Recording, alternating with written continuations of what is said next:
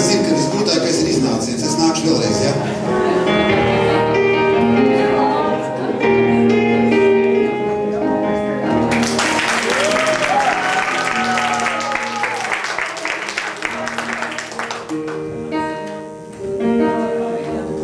Mīļie muļķi un stulbeņi gataviem, pie jums es šovakar vēršos.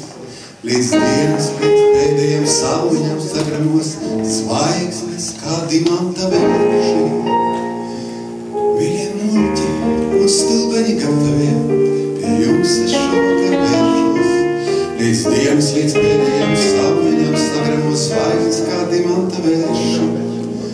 Mīļie muļķi un stulbeņi gataviem, pieņemiet mani savējo lokā. Līdz mēnesis galvā par domu nokāps. Es to nevaru atraidīt. Viņiet kroni no puķītēm dumjām, kaut līdz jāņem vēl laika gana. Es jau jūtu, ka galvā man stumjas mēnes ar skumību piezaļ ganu. Viniet kroni no puķītēm dumjām, kaut līdz jāņem vēl laika gana. Es jau jūtu, ka galvā man stumjas mēnes ar skumību piezaļ ganu. Mīļie muļķi un stulbeņi gatavie, ņemiet mani savējo lokā. Līdz mēnesis galvā par domu nokāps. Es to nevaru atraidīt.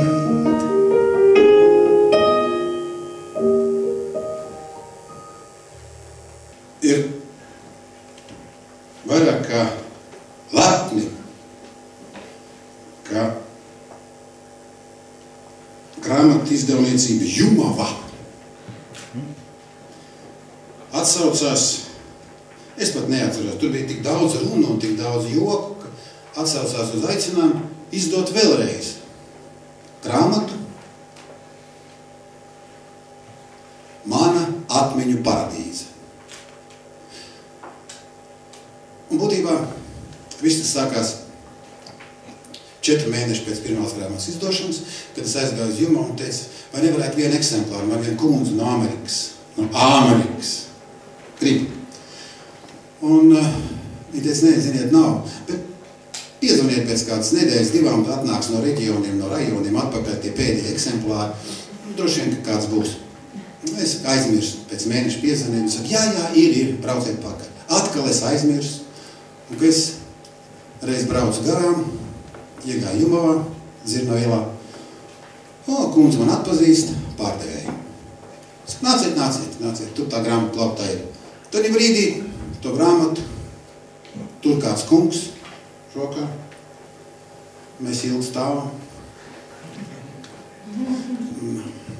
Pārdevēju saka, kā jūs lūdzu te nevarētu to grāmatu nolikt. Te autors vēlās viņu paņemt pats. Autors? Autors vēl raksta nākamo.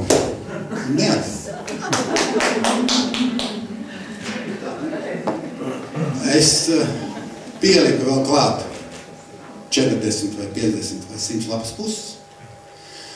Un ticiet man, tā ir fantastika, ka tu vari to, ko tu pirms 15 gadiem tur uzrakstīji, vari pats rediģēt, sev varbūt šobrīd citādi domājošos izsvītrot, ielikt iekšā, iespeģot, tur sev vēlamos, un vēl vairāk, tā teikt,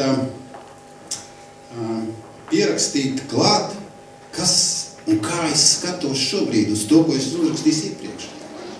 Tas ir fantastiski. Tā mēs degam dzīvais ļuļķi, stundu būta prienu, es ar tevi. Un man šķiet, ka Rolands ir no tiem aktieriem, kurus varētu dēvēt par varoņiem. Varoņu lomu tēlotāju, teiksim tā. Mūsdienās tāda vairs nav vajadzīga. Mums ir citi elki, mums ir citi etaloni, mums ir citi paraugi, kam mēs gribam sekot. Un tie vairs nav ne tik vīrišķīgi, ne tik emocionāli, ne tik ideālistiski, jo, lai kā Rolands slēptos un tēlotu dažbrīd tādu bravūrīgu pašpuiku, nu jūs taču redzējāt, vai ne? Atliek viņam iedziedāties, un tas viņa romantisms un ideālisms nāk ārā pa porām, burtiski staru. Un tev ir tik labs tembrs, kā tev tā ir laimējies? Liela dāvana, tev ir to vecākiem. Kā tu iedziedies, uzreiz gribas tev noticēt un iet līdzi un pakļauties un paļauties. Un tas notiek arī partnerībās skatos. Un es tev gribu teikt paldies, jo tas laiks, ko mēs pavadījām kopā, man ir ļoti daudz devis. Jā. Es arī šo to iemācījos un drusku vairāk noticēju sev un man ļoti patīk šī mūsu kopdarbība. Vēl vairāk, es gribu izstāstīt vienu mazu epizodu, tomēr atļauju. Mēs braucām uz Rīgu, es nezinu, kas ir pasākumu, tas nav tik svarīgi, tas ir svarīgi, ka mēs braucām Pumpejā un tikai 2 mēs tur bijām. Nedomāties, Rīga Viļņa, padomju laikos, tas bija vesela nakts, ja. Iesēdēs kaut kur vakarā un tikai no Rīga Viļņa. Un tas iesēdēs, sēdēs, es nolīdz saku, mēs tik ilgi esam, tad mēs taču tā varētu, vai ne? Un es vēl uzreiz tā. Jā! Bet tad uz visiem laikiem! Es momentā uz otro palku.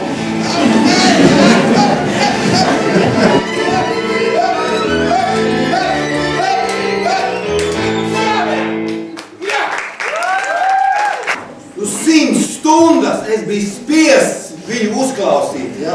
Un viņa bija spiests klausīties man. Tā bija. Tu vairāk runāji.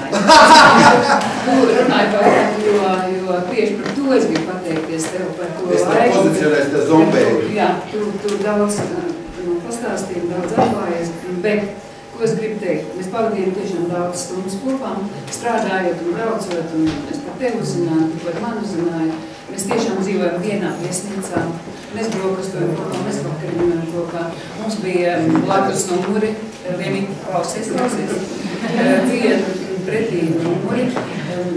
Mēs satikāmies no rīta vakarā, bet es tev gribu uzdāvināt tikai kādu lietu, kurš liecina par to, kas tomēr nenodod. Tas ir tev. Paldies. Paldies. Man bija tev interesanti. Paldies. Apusē. Kad tie stāsti arī ļoti līdzīgi. Es esmu tā trešā, kur arī neatdevās tev. Varbūt tāpēc mēs esam šeit. Varbūt tāpēc mēs esam šeit. Man teikums kā, ka viņa nedējot tiem cilvēkiem, ar kuriem būtu.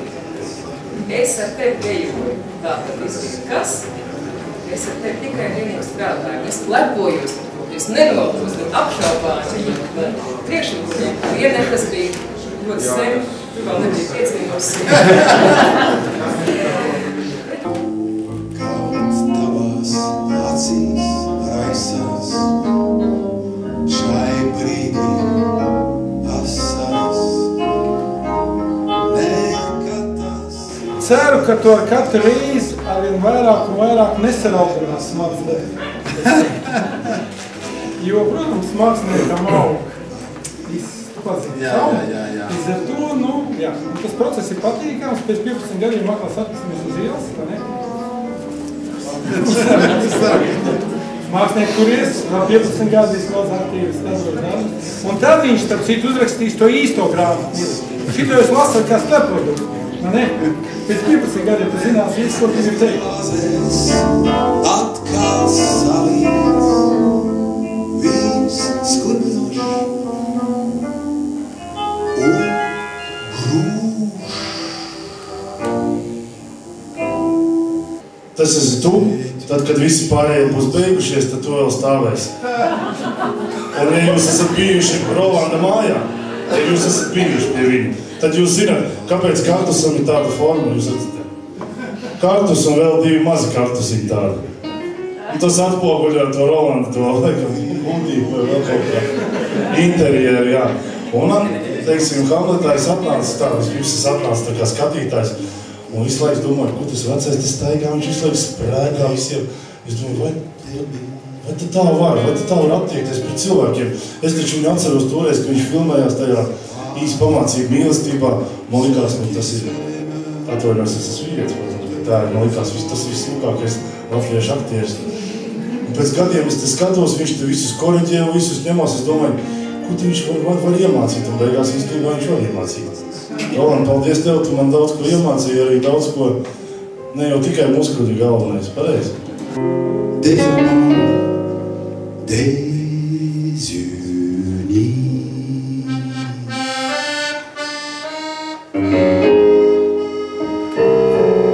Es nekad neesmu bijis armijā, jo atcēlu to obligāto dienestu. Un tad, kad sāk iet pie Rolanda uz studiju, tad vismaz viņš deva to sajūtu, kā ir būt armijā. Reizi nedēļā bija kāds, kurš pasaka, ka tu esi sūds, tev nekas neizdosies, bet tev ir jānāk atkal. Vienīgi iespējams armijā netiek par to maksāt.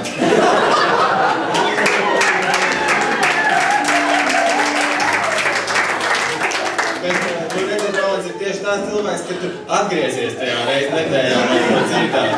Tā kā, un caur to visu, ko viņš tur pateica, tā padās, tu aiziet dusmīgs mājās, tu saki, nekad es neiešu pie tā vecā. Bet tad atkal ieraugi nākamā, es domāju, nē, tur kaut kas ir. Tā kā, forši Roland, ka tev esi tāds, kāds teiks.